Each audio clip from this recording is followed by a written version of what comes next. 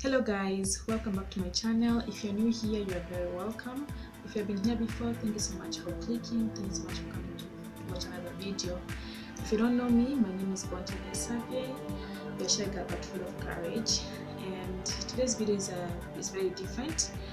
I don't know how to start the video actually, but well, if you don't know what's happening in Nigeria, currently there's protesting. Protesting against police brutality.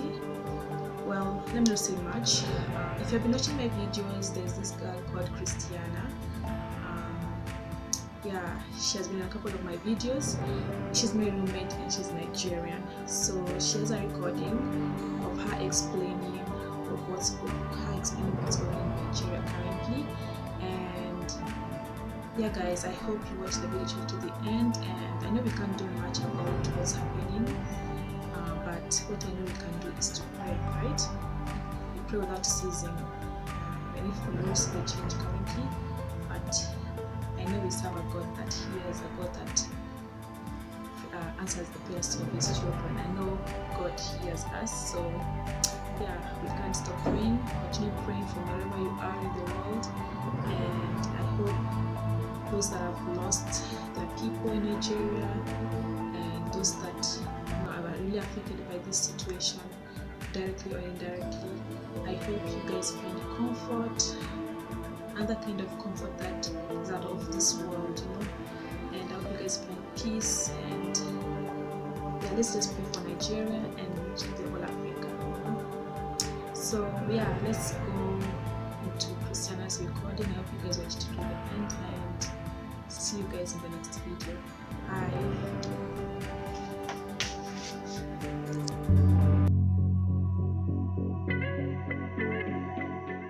Hey guys, so welcome to another episode of the Classic Overdrive podcast. My name is Christy.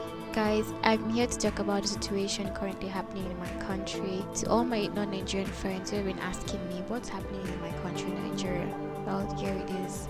2 weeks ago, a protest started, the End SARS protest. And basically, SARS is a special anti-robbery squad that was created in 1992 to deal with the violence, robberies, and theft. But instead, this unit went rogue. These guys got power drunk and began to kill innocent young Nigerians, especially the Nigerian youth. They harassed you for looking good, for having dreadlocks, having tattoos, using an iPhone and driving flashy cars.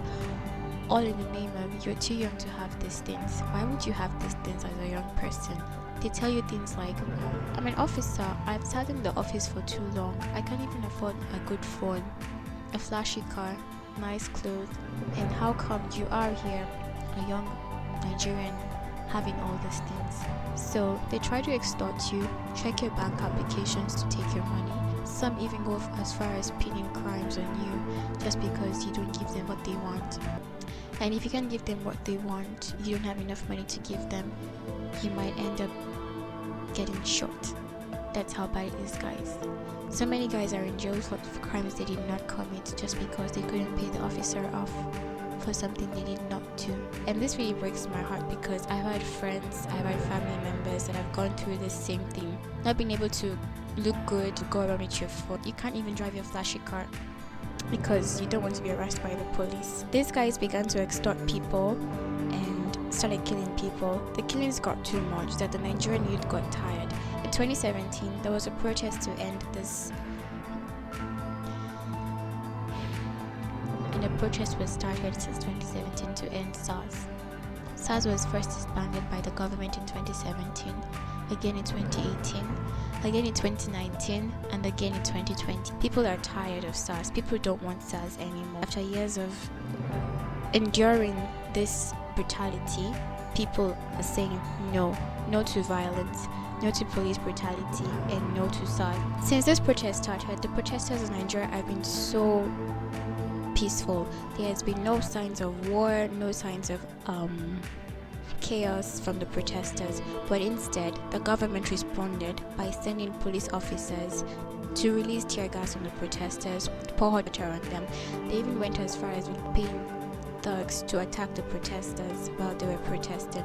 Still, the protesters did not resolve to chaos. Instead, they still tried to be as peaceful as possible. But instead, people died in the process. People have been dying for the past 2 weeks now. People have died in several states in Nigeria, from Abuja to Benin to Ogbomoso to Ibadan to Akure to Lagos. People have been dying. And also, in Benin, there was a case of a prison break, and the police officers blamed the peaceful protesters for breaking out prisoners from the prison. As if that was not enough, yesterday was a very dark day for my country, Nigeria. On the 20th of October 2020, there was a massacre in Lagos Lekki Tollgate where 78 people were killed and over 100 people got injured. These peaceful protesters sat with their flags up in the air, waving it and singing the national anthem, but still the army fired shots at these protesters, killing and taking innocent lives, killing people's brothers, family members, cousins, husbands, even wives, even sisters. Before the killing, a curfew was announced at 11:43 a.m.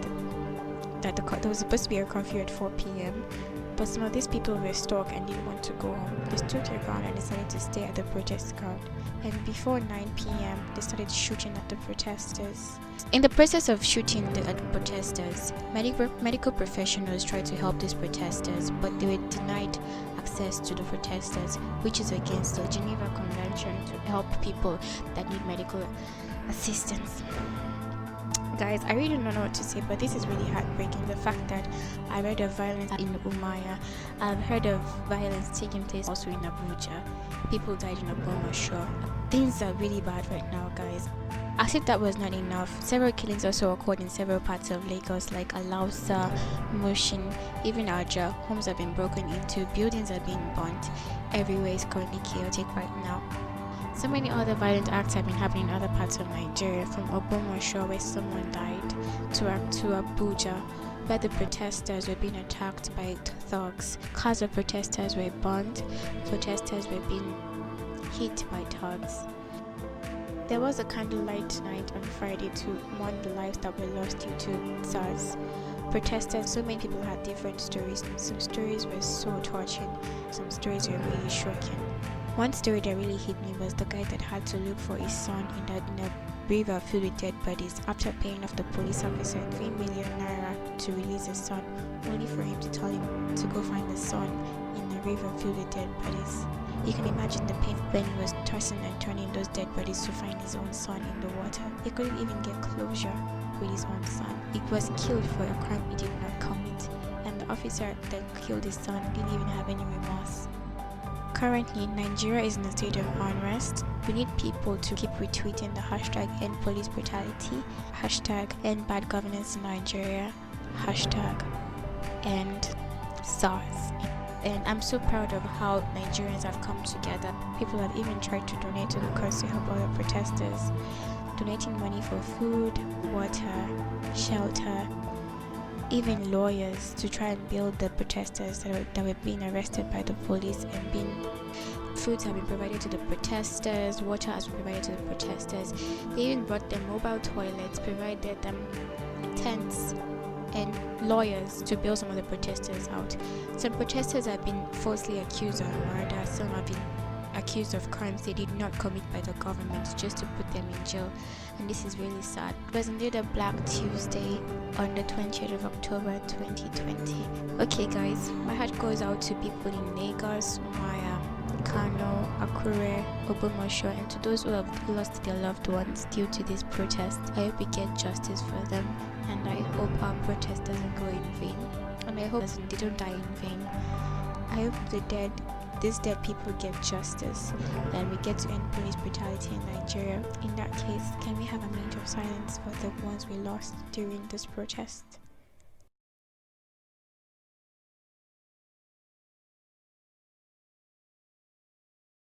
We're saying no to police brutality. We're saying no to bad governance in Nigeria. We're saying no to SARS. We want all this to end. We want a better Nigeria. We deserve a better Nigeria. To everyone who is willing to know more about this EndSARS protest, you can check out Twitter, the hashtag EndSARS, End Police Brutality in Nigeria, and Bad Governance in Nigeria. You can also you can check out Trevor Noah's Instagram page. You can also check out CNN Africa, BBC Africa, Arise Television. Thank you guys for listening to this episode. That is it for this week. Do not forget to pray for Nigeria. Do not forget to also use the hashtags. Thank you guys. God bless you. See you guys next week. Bye.